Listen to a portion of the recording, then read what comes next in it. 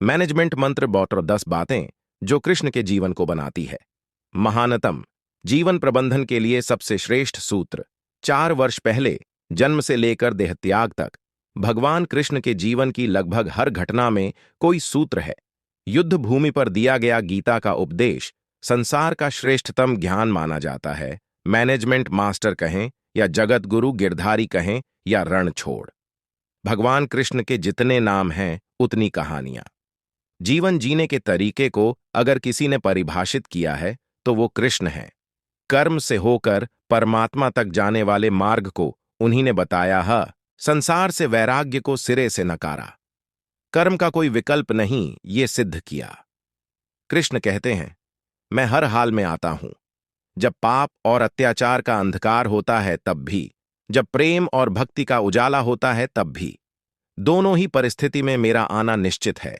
वैसे तो कृष्ण का संपूर्ण जीवन ही एक प्रबंधन की किताब है, जिसे सैकड़ों हजारों बार कहा सुना जा चुका है। कुरुक्षेत्र में 2 सेनाओं के बीच खड़े होकर भारी तनाव के समय कृष्ण ने अर्जुन को जो ज्ञान दिया वो दुनिया का श्रेष्ठतम ज्ञान है, और आपका पूरा जीवन बदलकर रख देने वाला ज्ञान भी।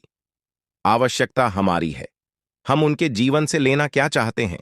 कृष्ण मात्र कथाओं में पढ़ा या सुना जाने वाला पात्र नहीं है, वो चरित्र और व्यवहार में उतारे जाने वाले देवता हैं।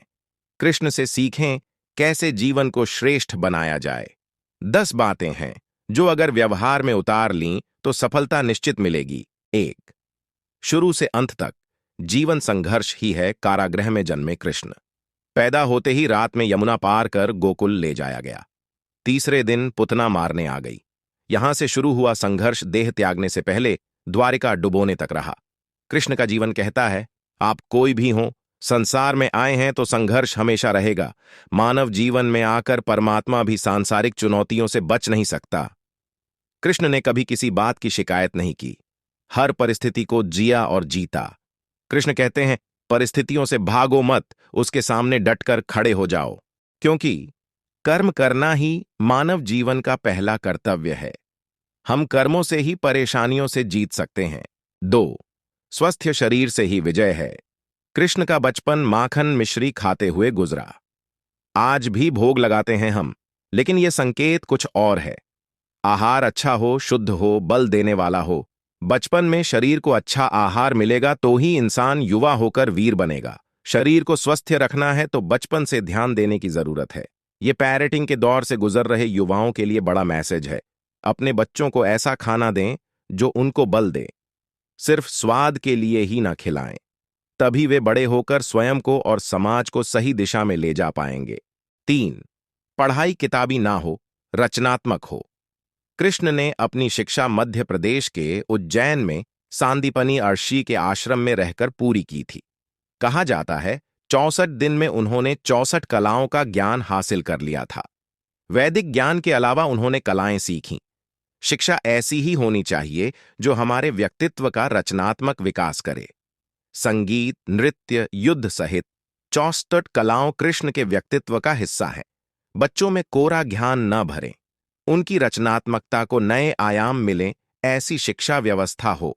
4, रिश्तों से ही जीवन है, बिना रिश्तों के कुछ नहीं। कृष्ण ने जीवन भर कभी उन लोगों का साथ नहीं छोड़ा जिनको मन से अपना माना। अर्जुन से वे युवावस्था में मिले, ऐसा महाभारत कहती है, लेकिन अर्जुन से उनका रिश्ता हमेशा मन का रहा। सुदामा हो या उद्धव, कृष्ण ने जिसे अपना मान लिया उसका साथ जीवन भर दिया। रिश्तों के लिए कृष्ण ने कई लड़ाइयां लड़ी और रिश्तों से ही कई लड़ाइयां जीती। उनका सीधा संदेश है, सांसारिक इंसान की सबसे बड़ी धरोहर रिश्ते ही हैं। अगर किसी के पास रिश्तों का ठाती नहीं है तो वो इंसान संसार के लिए गैर जरूरी है। इसलिए अपने रिश्तों को दिल से जिएं, दिमाग से नहीं। 5, नारी का सम्मान। समाज के लिए जरूरी राक्षस नरकासुर का आतंक था। करीब 16,100 महिलाओं को उसने अपने महल में कैद किया था। महिलाओं से बलात्कार में उसे सुख मिलता था। कृष्ण ने उसे मारा, सभी महिलाओं को मुक्त कराया, लेकिन सामाजिक कृतियां तब भी थीं। उन महिलाओं को अपनाने वाला कोई नहीं था। खुद उनके घर वालों ने उन्हें दूषित मानकर त्याग दिया। ऐसे में कृष्ण आगे आए, सभी 16,100 महिलाओं को अपनी पत्नी का दर्जा दिया। समाज में उन्हें सम्मान के साथ रहने के लिए स्थान दिलाया। कृष्ण ने हमेशा नारी को शक्ति बताया, उसके सम्मान के लिए तत्पर रहे। पूरी महाभारत नारी के सम्मान के लिए ही लड़ी गई। सो, आप कृष्ण भक्त हैं तो अपने आसपास की महिलाओं का पूरा सम्मान करें। कृष्ण की कृपा पाने का ये सरलतम मार्ग है। 6. आपके मतभेद अगली पीढ़ी के लिए बाधा न बने। कम ही लोग जानते हैं कि जिस दुर्योधन के खिलाफ कृष्ण ने आजीवन पांडवों का साथ दिया, उसकी मौत का कारण भी कृष्ण की कूटनीति बनी। वो ही दुर्योधन रिश्ते में कृष्ण का समधी भी था। कृष्ण के पुत्र सांब ने दुर्योधन की बेटी लक्ष्मणा का अपहरण करके उससे विवाह किया था, क्योंकि लक्ष्मणा सांब से विवाह करना चाहती थी, लेकिन दुर्योधन खिलाफ था। सांब को कौरवों ने बंदी भी बनाया था। तब कृष्ण ने दुर्योधन को समझाया था कि हमारे मतभेद अपनी जगह हैं, लेकिन हमारे विचार हमारे बच्चों के भविष्य में बाधा नहीं बनने चाहिए। दो परिवारों के आपसी झगड़े में बच्चों के प्रेम की बलि ना चढ़ाई जाए। कृष्ण ने लक्ष्मणा को पूरे सम्मान के साथ अपने यहां रखा। दुर्योधन से उनका मतभेद हमेशा रहा, लेकिन उन्होंने उसका प्रभाव कभी लक्ष्मणा और सांब की गृहस्थी पर नहीं पड़ने दिया। 7. शांति का मार्ग ही विकास का रास्ता है। कृष्ण ने महाभारत युद्ध के पहले शांति से समझौता करने के लिए पांडवों और कौरवों के बीच मध्यस्थता की।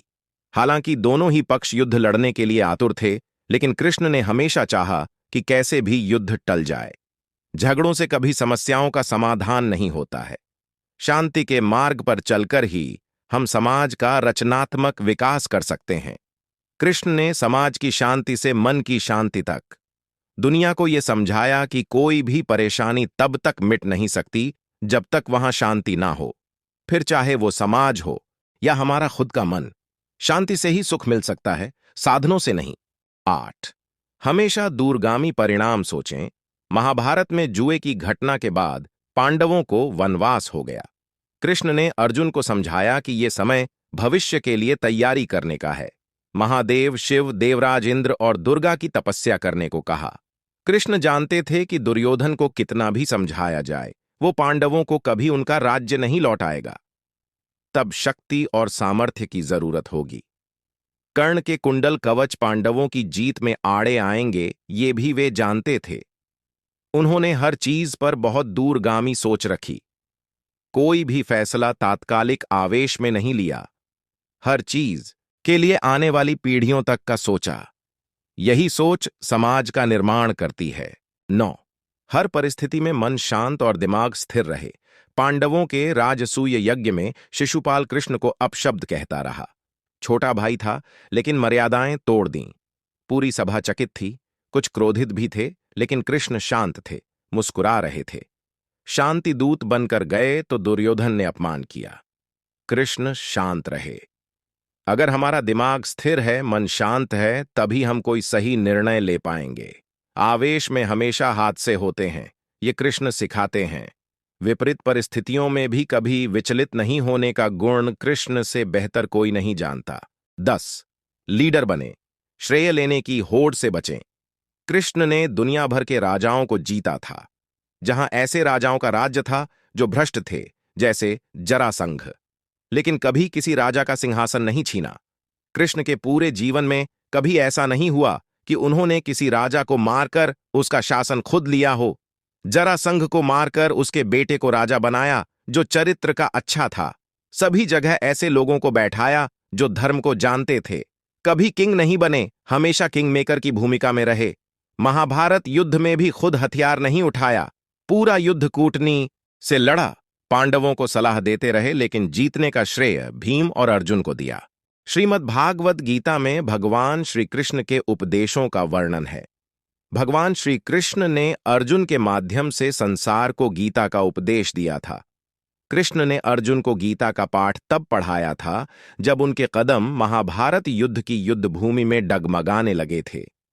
श्री कृष्ण के उपदेशों को सुनकर अर्जुन अपने लक्ष्य को पूरा करने की ओर अग्रसर हुए।